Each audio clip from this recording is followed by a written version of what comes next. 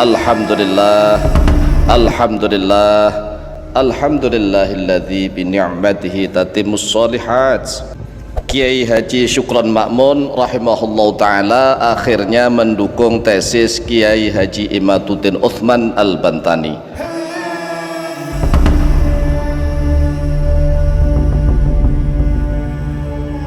Assalamualaikum warahmatullahi wabarakatuh. A'udzu billahi minasyaitonir rajim. Bismillahirrahmanirrahim. Alhamdulillah wassalatu wassalamu ala nabiyyina Muhammadin wa ala alihi wa ashabihi ajma'in, amma ba'du. Sahabat muslim dimanapun berada,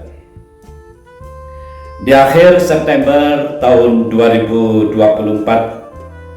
kesempatan kali ini ada berita baik dari pendukung tesis Kiai Haji Imaduddin Utsman Al-Bantani, bahwasanya berita ini tentang dukungan atau Kiai Haji Syukron Makmun telah mendukung tesis Kiai Haji Imaduddin Utsman Al-Bantani.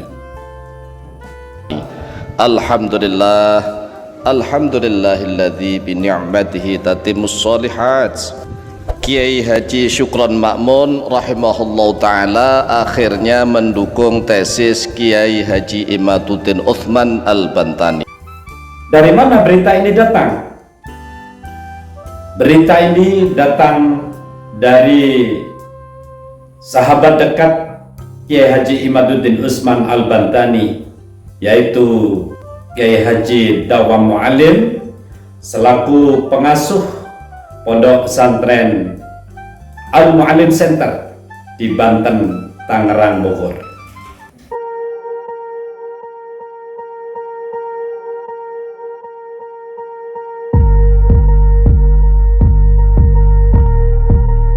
Yang mana beliau adalah alumni dari Pondok Pesantren di Sarang Rembang atau santri dari Mbah Maimun Zubair.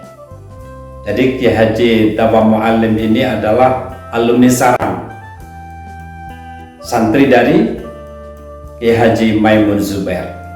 Beliau juga banyak karya-karyanya, buku atau kitab yang karya beliau bisa kita akses di internet. Ada 17 macam kitab atau kajian Islam yang diciptakan atau karya beliau.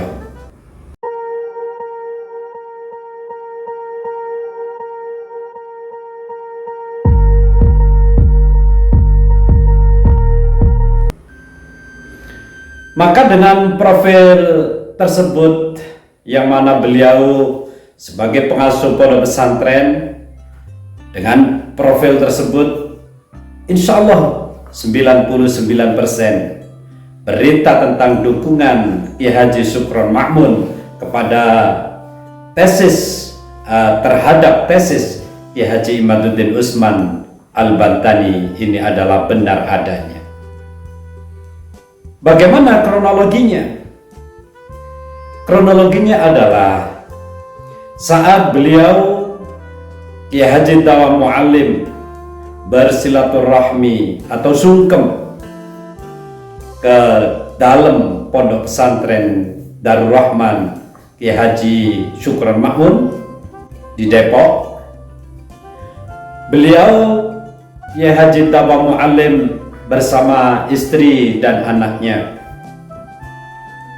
yang mana beliau telah bicara dari hati ke hati terkait tesis Kiai Haji Imaduddin Utsman Al-Bantani. Nah, dari bicara hati ke hati inilah beliau mendapatkan kesimpulan tentang Kiai Haji Syukron Makmun terhadap tesis Kiai Haji Imaduddin Utsman Al-Bantani.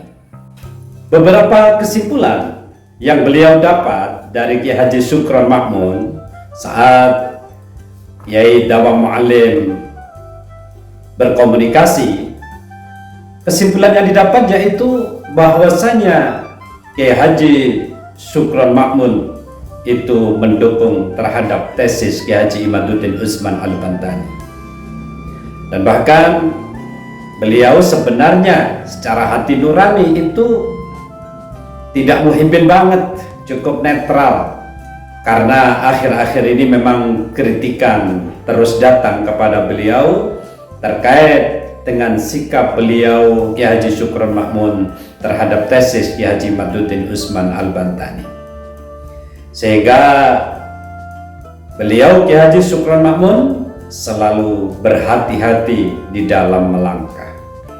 Sahabat muslim dimanapun berada, lantas apa alasannya Kiai Haji Syukron Ma'mun saat ini diberitakan di akhir September tahun 2024 mendukung tesis Kiai Haji Imaduddin Utsman?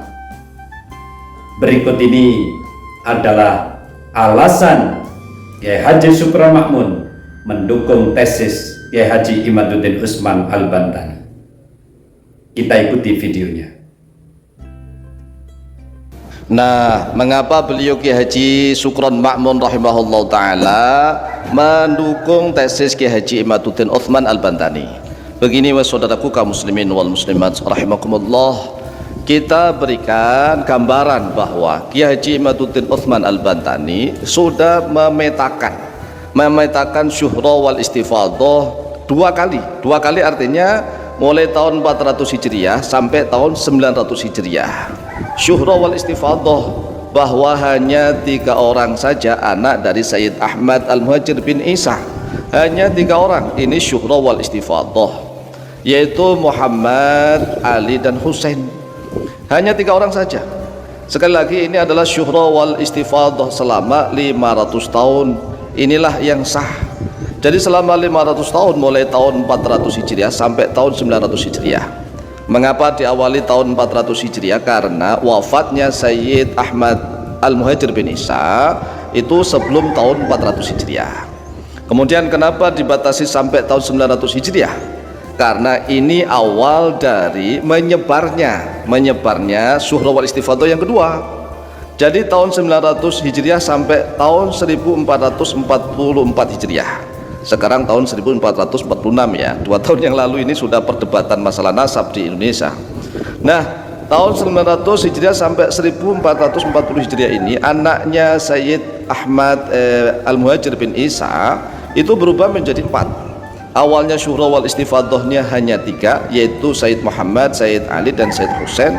Tiba-tiba berubah menjadi 4 ditambah Ubaidillah. Nah, inilah benang kusutnya, benang merahnya di sini. Sehingga banyak sekali tokoh NU yang mengatakan kita husnudzon saja kepada nasab para habaib Alwi. Husnudzon dengan menggunakan dalil syuhra wal istifadhah. Maka pertanyaannya bisa kita jawab. Syuhra wal istifadhah yang sah itu mulai tahun 400 Hijriah sampai 900 Hijriah. Syuhra wal istifadhahnya bahwa putra Sayyid Ahmad Al-Muhajir bin Isa hanya ada 3 orang saja, yaitu Sayyid Muhammad dan Sayyid Ali dan Sayyid Husain.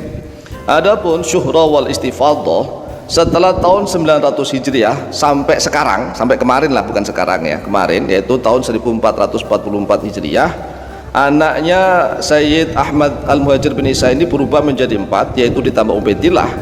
Inilah syuhra wal istifadhah kedua selama kurang lebih 500 tahun juga yang tidak sah alias batal. Jadi syuhra wal istifadhah yang sampai kita kemarin inilah yang batal.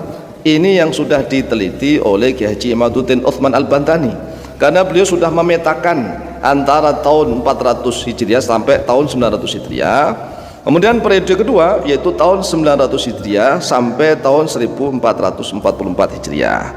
Nah, kalau terjadi syuhra wal istifadhah dua, maka dalil syuhra wal istifadhah yang terdahulu yang dipakai. Oleh sebab itulah ini membutuhkan penelitian yang sangat jeli. Kalau hanya menukil saja mungkin ya tukilan yang kedua ini, yang dari syuhra wal istifadhah yang kedua, yang ini yang tidak sah alias batal. Oleh sebab itulah semoga semakin banyak para ulama dan kiai nahdlatul ulama yang mendukung tesis Kiai Haji Imaduddin Utsman Al-Bantani. Demikian, semoga manfaat, lebih kurangnya mohon maaf. Wallahu taala a'lamu bishawab. Sahabat muslim dimanapun berada, kita sudah tahu dan bisa menyimpulkan dari apa yang disampaikan oleh Kiai Haji Dawa Muallim yang profilnya sudah saya sebutkan di video yang awal tadi, dan insya Allah beritanya adalah 99% benar, yang artinya bahwa Kiai Haji Syukron Makmun telah memberikan dukungan terhadap tesis Kiai Haji Imaduddin Utsman Al-Bantani. Sahabat muslim dimanapun berada, memang tesis dari Kiai Haji Imaduddin Utsman Al-Bantani itu adalah tesis yang bisa dipertanggungjawabkan baik di dunia maupun di akhirat. Karena dengan tesis tersebut semua menjadi terang, yang mana pada kenyataannya Wali Songo yang berjuang di Indonesia sejak abad 14 Masehi atau 15 Masehi ini, notabene Wali Songo ini adalah keturunan dari Rasulullah SAW atau dzurriyyah Nabi. Jadi Wali Songo itu dzurriyyah Nabi. Bahkan menurut kajian ilmiah tes DNA, haplogrup dari keluarga Wali Songo sampai pada hari ini itu adalah J1 yang menunjukkan presisi positif menjadi dzurriyyah Nabi atau presisi menjadi keturunan Rasulullah SAW. Jadi dzurriyyah Nabi yang asli itu adalah di Indonesia ini adalah dzurriyyah Wali Songo. Ini positif. Justru akan dibalik menjadi negatif. Dzurriyyah Wali Songo maunya dihilangkan dan berganti dengan habaib yang notabene itu berdasarkan kajian ilmiah baik secara pustaka ataupun tes DNA, mereka itu keturunan Yahudi Askenazi atau berhabluk huruf G, mau dijadikan keturunan Rasulullah. Ini kan berbolak-balik. Yang Wali Songo sudah asli keturunan Rasulullah maunya dihapus, dan Ba'ali yang sudah jelas keturunan Yahudi mustahil menjadi keturunan Rasulullah akan diakui menjadi keturunan Rasulullah. Bukankah ini suatu pelanggaran besar di dalam akidah Islam? Kecuali tidak mengaku. Mereka mengaku, saya ini cucu Rasulullah, dalam tubuh saya mengalir darah Rasulullah. Padahal tidak. Gitu loh. Ini kan ironi namanya, pembohongan publik. Dan kita wajib memberantasnya. Karena apa? Nama Nabi dibuat topeng, nama Nabi dimanfaatkan agar orang lain menghormati Ba'ali habaib di Indonesia dengan menggunakan nama Nabi. Faktanya mereka bukan keturunan Nabi, melainkan keturunan Yahudi Askenazi. Ini adalah fakta. Kalau kita menarik sedikit kesimpulan seperti yang disampaikan Habib Bahar, bahwa tidak ada dzurriyyah Wali Songo, putus semua. Bahwasanya tidak ada anak cucu Wali Songo. Kata siapa Wali Songo tidak punya keturunan? Jadi kalau ada orang yang sekarang ini, yang sekarang ngaku cucunya Wali Songo, itu nggak ada. Sekalipun ada dari pihak ibu, bukan dari pihak abah. Kalau dari pihak ibu terputus. Ini si ngomong keturunan Wali Songo nggak ada, mana? Kalau kamu ada di Indonesia, tapi kamu membenci Wali Songo atau menyatakan Wali Songo tidak ada keturunannya, minggat dari Indonesia. Betul? Tidak punya tahu diri. Tidak tahu diri. Bukankah Wali Songo ini sudah menjadi lambang akidah NU? Ada bintang 9. Lantas kalau dihapus dzurriyyah Wali Songo dari muka bumi ini, orang-orang NU kehilangan pegangan. Kalau dzurriyyah Wali Songo ini tidak ada, yang mana memang selama ini dzurriyyah Wali Songo sudah diabaikan, padahal itu asli keturunan Rasulullah. Maka pada hari ini pantas kita bangkit. Berdasarkan lambang NU ada bintang 9 yang menunjukkan itu adalah lambang Wali Songo.